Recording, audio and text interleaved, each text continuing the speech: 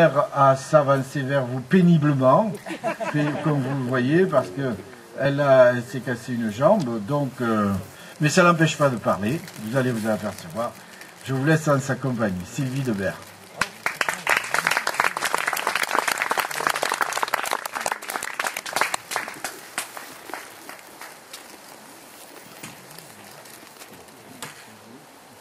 C'est le matériel, obligé. Eh bien, je vous dis bonjour. Et puis moi aussi, je vous souhaite la bienvenue. Il était une fois, dans un village loin au sud, des maisons de caillasses, des maisons de cailloux, de pierres sèches, entre les vignes et les vergers de grenadiers. Une maison, un village, et vous savez, les vieux, les parents, les enfants. Et puis un garçon, une fille, Diani, Maria. Ils jouent ensemble, ils grandissent ensemble, ils deviennent adolescents ensemble. Ils réalisent qu'ils sont amoureux. Ça n'échappe pas aux yeux des vieilles. Et les vieilles, elles vont dire aux mères et aux pères, vous devriez avoir un œil sur eux, vaudrait peut-être mieux les marier avant que l'irréparable n'arrive. Alors on consulte les intéressés, il se trouve qu'on ne s'était pas trompé, et le mariage est organisé. La noce, les festins, les cochons de lait rôtis, les musiciens, les chanteuses, les conteurs. Diani et Maria qui se prennent par la main, qui s'éclipsent. Ils sont devant la porte de la chambre des époux. Lui, Diani, avec ses yeux tout bleus, avec sa petite barbiche, et puis elle, avec sa cascade de cheveux noirs sur les reins. Diani pose la main sur la porte, la poignée de la porte. Il va l'abaisser, il va pousser la porte. Mais ça ne se passe pas comme il a prévu. Non, non, non. Maria pose la main sur son bras, elle lui dit « Attends, Diani, attends !» Avant que nous n'entrions. « Bah quoi, tu veux plus rentrer ?»« Maintenant, je voudrais te poser une question. » Voilà. Maria lui dit « Écoute, je t'aime. Je t'aime et puis je voudrais faire ton bonheur jusqu'à la fin de nos jours. Et je voudrais te demander, avant que nous n'entrions ensemble dans notre chambre, pour la première fois, est-ce que tu pourrais me dire ce qui ferait ton bonheur, jour après jour? Dis-le-moi et j'essaierai de te le donner avec tout mon amour. » Diani réfléchit. Et puis soudain, ça y est, j'ai trouvé. Maria, ce que j'aimerais que tu me fasses jusqu'au dernier jour de notre vie commune, c'est tous les jours, j'aimerais manger des fagioli della mamma. Vous savez ce que c'est que des fagioli? Des haricots? Des faillots. Et comme la mamma, ça c'est pas rien. Bon, Maria lui dit « Attends, j'arrive ». Elle passe par la cuisine, elle fait tremper une livre de haricots pour le lendemain, parce qu'il faut les faire tremper. Et puis les voilà partis tous les deux, et la porte se ferme et on les laisse tranquilles pour la nuit. Le lendemain matin, Diani part au travail. Et là, Maria, elle se dit, elle commence à penser à la cuisson des haricots, des fagioli. Alors, bon, première chose à faire, c'est aller voir la maman, hein, c'est elle qui connaît la recette. Donc elle commence à lui demander « Maman, dis-moi, comment tu fais ?» Eh ben voilà, tu vois, je fais comme si, je mets tant de quantité d'eau, je mets telle épice, telle herbe, je mène la cuisson pendant tant de temps, etc. Elle lui explique tout. Maria rentre chez elle, elle fait tout comme lui a dit la maman. Et le soir arrive, et Diani, l'homme, rentre du travail. Tout est prêt pour l'accueillir. Une nappe fraîchement repassée, le couvert est mis. Maria, elle s'est bien habillée pour accueillir son bien-aimé.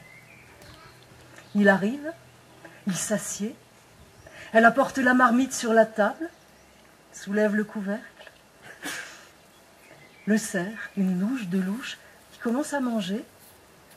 Elle, vous savez ce qu'elle fait, elle attend, elle espère. Une bouchée, 2 bouchées, 3, 4, 5, il finit son assiette. Elle le resserre, tremblante. Puis quand il a fini ses 2 assiettes, Il dit, bon, j'en ai assez. Il regarde Maria dans les yeux et lui dit, écoute Maria, c'est ça, mais c'est pas ça. Je sais que tu m'aimes, je sais que tu as voulu faire de ton mieux, mais les fagioli della mamma, c'est pas ça. Et Maria lui dit, mais c'est quoi les fagioli della mamma? Dis-moi, explique-moi. Ah, si tu savais, Maria, ce que c'est les fagioli della mamma, c'est l'inspiration divine, j'ai du mal, tu sais, c'est les anges qui s'incarnent dans les mots, j'ai du mal à savoir quel mot trouver pour te décrire. Imagine, tu sais, quand on déguste quelque chose, c'est d'abord l'aspect, la couleur. Les fagioli della mamma, ils ont une rousseur de châtaigne. Et puis après, la consistance, ils sont mous dessus, mais durs dessous. Et puis le goût, il y a un léger goût de, oserais-je dire, fumé. Mais je ne sais pas ça. Enfin, je me suis souvent demandé si la maman les faisait pas boucaner dans la cheminée quand j'étais pas là. Enfin, voilà, c'est tout ça à la fois, les fagioli de la maman. Faudrait peut-être que tu retournes lui demander. Le lendemain matin, Maria retourne voir la maman. Maman, explique-moi, j'ai pas bien compris. Alors, je ne vais pas vous le faire jour après jour, mais ça a duré 3 mois. La maman, elle lui a prêté son pot, parce que vous savez, mesdames, que la réussite d'un plat, c'est quelquefois grandement dû à la marmite dans laquelle on fait la cuisine. Elle a tout essayé, les lardons, les oignons, le safran, le piment, le cumin, le thym, enfin bref, elle a tout essayé. 3 mois s'étaient écoulés, et c'était pas encore ça. Et elle en avait assez. Alors, le premier matin du 4e mois, elle se dit, j'en peux plus, il faut que je m'en aille. Elle est partie voir ses amies, ses copines. Là-bas, dans le midi, c'est tellement important. Le café, les petits gâteaux, les discussions. Elle est partie voir ses copines. Elle a jeté, avant de partir, elle s'est souvenue des haricots quand même. Donc elle a pris la marmite, elle a mis de l'eau, des haricots, elle a attrapé des bocaux d'herbes, elle a mélangé ça comme ça. Puis elle a laissé le feu dessous et puis elle est partie. Elle n'a pas vu le temps passer. De maison en maison, de café en café. Oh, c'était trop bon de retrouver les amis. Elle s'est réveillée quand le soir est arrivé.